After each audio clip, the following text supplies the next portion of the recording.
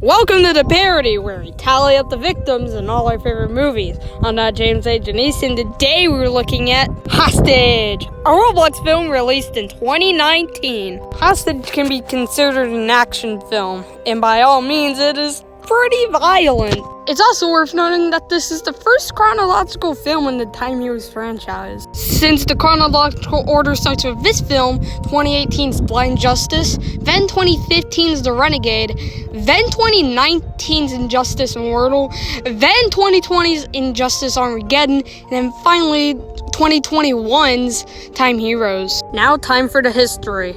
The first series in this Time Heroes franchise, Moon Wars, came out in 2010, around 6 years after the first Roblox client came out in 2003. After the original franchise ended, there were multiple more Moon Wars, or if you could call them Moon Wars movies, released afterwards, before they then decided to reboot the original Moon Wars franchise into a more unloose style, with their first effort of the Time Heroes franchise, The Renegade, being released in 2015. But as y'all know by now, those ended up being the next 4 installments of this ultimate franchise, with Blind Justice, this film, Injustice Immortal, and Injustice Armageddon, with the 6th and final film, Time Heroes, being released in either 2021 or 2022 at this rate. But who cares? It's October! With the plot now nearly 2 minutes into this kill count. The film revolves around 2 people, Trey and Cole, as they try to rob a bank, but the police are up to them, but there's more to this robbery than that meets the eye. This plot will revolve into the film's climax, which is one delightful kill-counting mess. So how many people actually do die? Let's find out. The movie begins with a warning. Viewer discretion advised. Whoa, what's this? However, the film actually begins in Detroit, Michigan. This is where another dude asks someone for their money. However, a police officer named McKnight sees this and his sussy senses start tingling. However, when McKnight actually goes in to shoot this criminal, he will get a surprise. It's called a gunshot to the head and he dies soon afterwards. This is also a kill that will lead us into our title card. After that, we cut forwards to 1 week later, where they are honoring and paying respects to the fallen officer.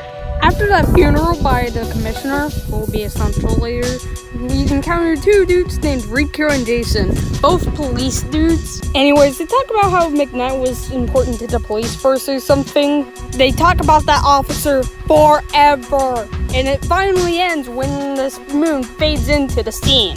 This scene also has voice acting, so you can hear me shut up. The number of police deaths in Detroit reached an all-time high. DPD have been working to protect their own people as much as their fellow residents. It's also here where we find out that he has a sick grandma. And sure, I might get some light backlash for this, but I'm not gonna put her on the count. She doesn't die anywhere explicitly during her movie's runtime. After that, we go to Jackson Training Center, also in Detroit. After training round 1, we get a last guest face before they go on to round 2. After a pretty heavy deed of exposition, we cut to Sherwood, Michigan, where this dude named Trey Royce is running from the cops. Trey runs into an alleyway and jumps over a fence to where the cops won't get him. After a news report discussing about a mob, Carl finds Trey in his backyard. After stupidly inviting Trey into his home, it's where Carl voices that he wants to join the mob just so he can get some quick cash. Then we cut to a place named Inkster, because why not? Now we're at the crime scene, because last week, after contemplating if they're gonna break the news to his wife or not, in which they are, because he can relate better, which may or may not be featured in the next film, he'll break the news to her. In a voiceover, which may or not be a voiceover, he tells the other officer how about Tyrese was gonna get away, but since Trey couldn't leave behind any witnesses, he shot Tyrese in the back. In which the text already tells us, but whatever. After Tyrese dies, some police officers are looking over his body, while our main characters are in voiceover mode for some whatever reason. When they stop that conversation, I think they run into Tyrese's mom. Reasoning behind this is because that Tyrese is black and Officer McKnight is white. So naturally, that was where it come from, because we've only had 2 victims so far. But oh boy, it'll pile up later on. Just you wait.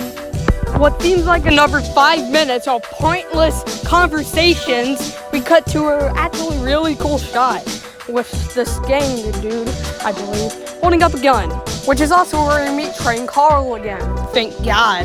Wait, do you think something actually interesting will happen, or will it just be another pointless conversation? After 45 seconds of talking, they decide to actually walk for some reason, which will finally give me an excuse to talk over a long shot for a bit. They walk into, I think, some gang members, just so Trey can meet up with Smoke. Also quick, get ready for a funky PNG of something! I'm sorry for the kids whose parents walked in during this scene. Cause just look at it. Dude, this is the first time I've even had to censor anything on this channel.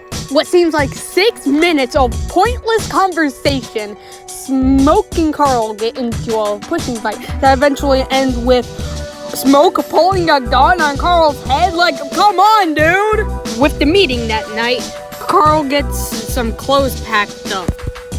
After that shot, we get to Bloomfield Hills in Detroit, where Rico is trying to get all the facts straight. Quick, play the music, it says the funny word! What seems like yet another 6 minutes of more pointless conversation, the commissioner calls Jason, and that's where that conversation ends. And another one begins. Like, bro! And boom, conversation done in a record 75 seconds. Great, now they can finally get some. Oh, come on, Rico, why'd you have to do this to me? It's actually a sweet 3-minute long conversation, but I just don't have the time to put it all into this video. Like I touched on in the intro, Hostage went through a lot of development, so I guess bring it all on now. Like I just said, touching on the stuff from the intro, Hostage, was started as a remake, but got canceled later on. And it eventually evolved into the film you're watching right now, the 3-hour heist story. Sadly, all you can find of the original version of Hostage is a 20-minute short film that has the original version, but no script has yet to be released. Probably stored in the back of your archive. But right now, that does not matter at all, because we're finally gonna get this video longer. Yeah! And here's the Kingpin! Yeah! And here we meet Mystic, a character who will more certainly be interesting in the next few films. Afterwards, a legitimately funny line comes in when Smoke says that he has balls! Afterwards, they seem to kidnap Tyrese's mom. Like, what? Why? She never did anything wrong to y'all! It's like what I'm about to do to this rock here. Like, you see this rock? Totally innocent, but just ended up dying. All because of some unjustified reason. After some 2.5 minutes of negotiating, Tyrese's mom is dead. All because of 2.5 minutes. Like, all because of something that happened 45 minutes ago. But she's not dead just yet. So in order for her to die, they have to brutalize her face. Can I even show this in the public version of this episode at all? Like with the nudity from earlier, this is also the first time I've had to censor a kill on the account, because it's so graphic with the aftermath that I don't even know if I can even show it, even with a blur in this episode. I guess I'm gonna have to take that risk then, huh?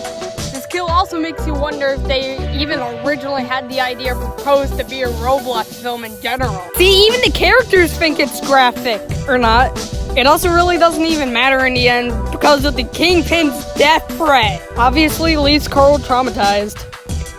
After a more minute of solid, pointless conversation, we get into a actually solid speech. In it, the Kingpin tells anything.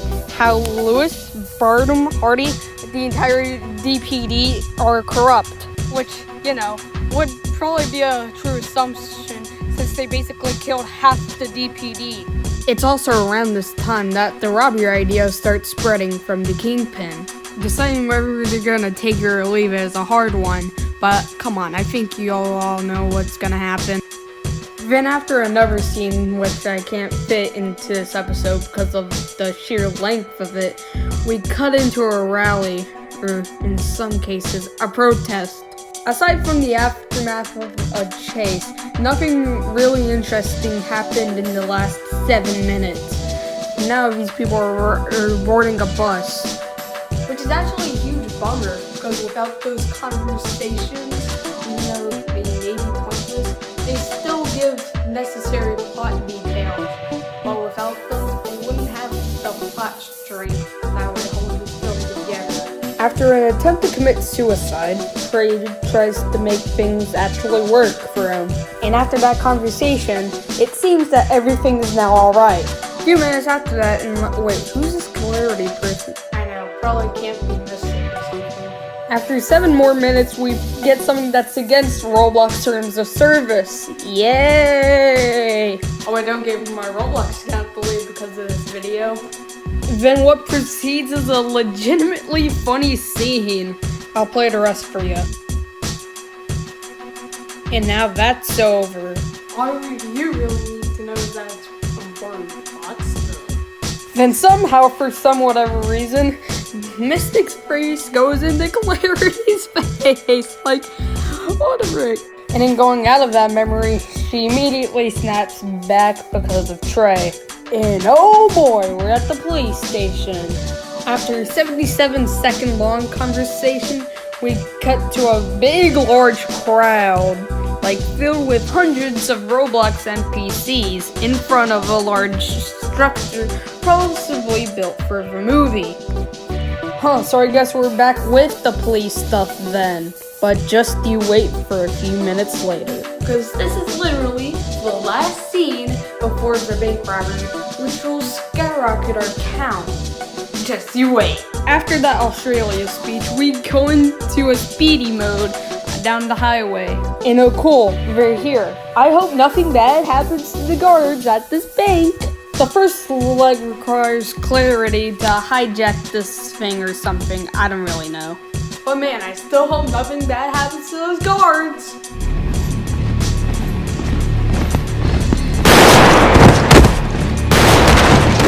Dang it, why'd you have to do those guards like that? They're just trying to do their job, dude. As they make their move into the building, the hostage crisis officially begins. It goes towards the usual, them having to go down on the ground. Because of this bank guard's stupid decision to try and tase him, he gets shot by Smoke's Uzi, only for this other guard to shoot that guy, and for him to get shot. Man, this is complicated. Just when things are about to almost enter murder mode, some more thugs come in with ARs. And it's just about now that the situation is about to enter full throttle. Let's go! Oh, not like this. Oh god, if anyone dies here, it's gonna be way too hard to... Oh, there goes one. And oh, there goes two. I forgot to count these in the original, but hey. Dude, one's still alive. Oh, now he's dead. After a thug sees 2 of his friends dead, Officer Jones comes in and chokes him onto the ground, killing him in a matter of seconds. After pressing a magical video game button, he hacks the system and somehow opens a vault, allowing Smoke and Trey to get whatever is inside. After seeing outside, which looks like a standoff is about to start, while the situation outside escalates, Smoke, Trey, and the other mobsters are just fine robbing the bank until their bags get full. Right as Rico escalates the situation, the SWAT team escalates things further with an explosive, which causes Rico to get the hand on him and start legitimately... Oh, dang it! Bro, why do you do this to me? Come on, at least this fight scene is... Oh, 2 bullets and he's down, but not dead. And oh, dang it. Oh, that's a shoot-off. That's a shoot-off. Who do you think's gonna win? It's one of them's reloading. They keep on shooting. This situation is so intense that I'm just gonna voice over this entire thing.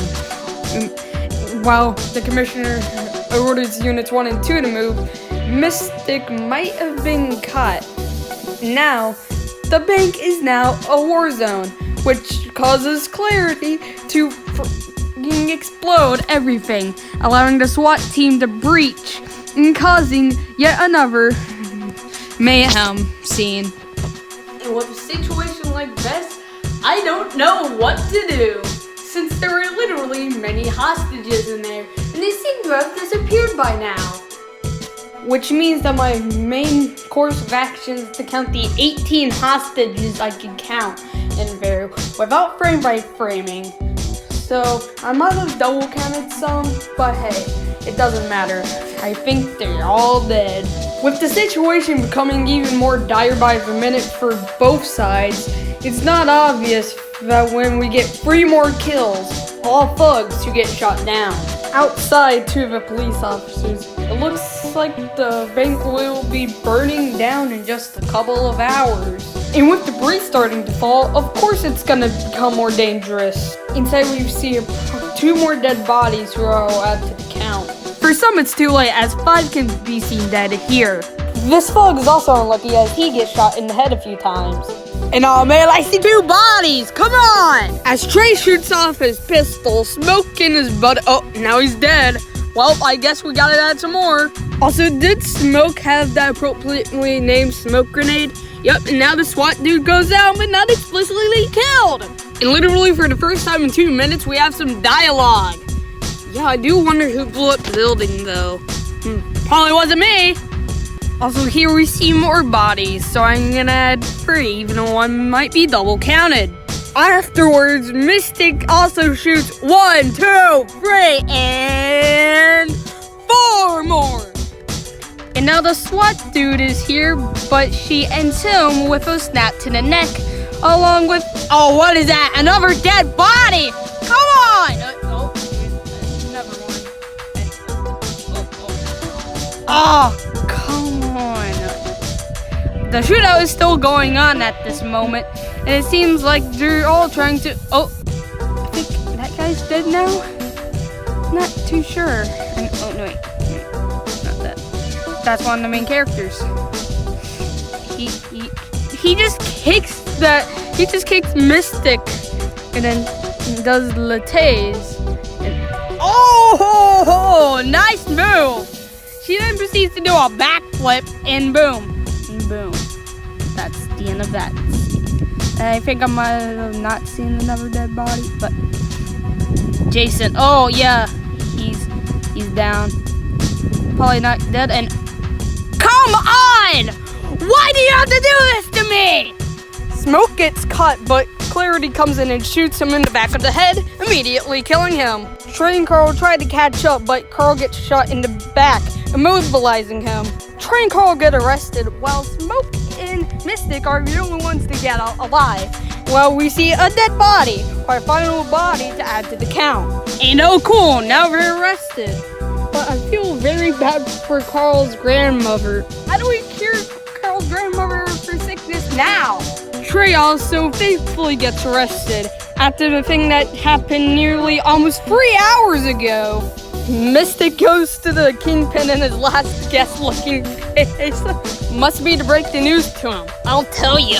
After a prison shot, we come on to Lucy, Carl's sick grandma, who might be sick for longer because he just got arrested. Anyways, now she's looking for him because he hasn't came back yet. She looks for him everywhere for 25 seconds without any answers. And man, that's when Mystic comes in, The scene is just literally devastating, and probably the best part of the entire film. The first time I saw this scene, which is a few minutes ago while making this video, it almost made me cry just by looking at it, not watching it or anything. What drives this scene in even further is Mystic turning on the news. Even though I just saw it, this is my favorite scene in probably any Roblox film. It's just so devastating yet so real that it almost makes you cry. Man, this is the part that really makes me actually love this movie. This scene also must have been really devastating for her if she was there. Just the impactfulness of these 2-3 minutes alone makes this one of my favorite Roblox films. Even even though I've talked some crap about it in this episode, there's absolutely no way to verify that this scene is literally awesome. It's just that good. Mystic and Smoke must have gotten into an argument. As such, the expression on both of their faces. It's also revealed where Mystic breaks up with Smoke. Yeah, you go! Not like he was a great boyfriend anyways. Of course, since he drove her into what eventually happens in the film. Now the three cops are just chilling and smoking. Isn't that against the law, technically? Why y'all breaking the law, bruh? Good for you, Smoke. You're ending your last guest boss's business now. Good job, man. Same with the breakup. It looks like Smoke's tired of his boss's greediness. I'm guessing this Jessica person was his ex or something, since now he appears to be done. They seem to hug, suggesting that they were formerly together. Come on, there's no denying that this is the best scene in any Roblox film ever. But because of the last guest released that same year, the film got severely underviewed because of the last guest. Because this film is really great because of this very scene. However, we got our final 2 kills to count when this criminal is looking over the body of Carl, who is seen dead with his face beaten in but not stabbed. Unlike his friend over in the next cell, Trey Royce, who is seen with his face beaten in and stabbed. Before the credits start, we can see the Kingpin smile with his last guest looking face.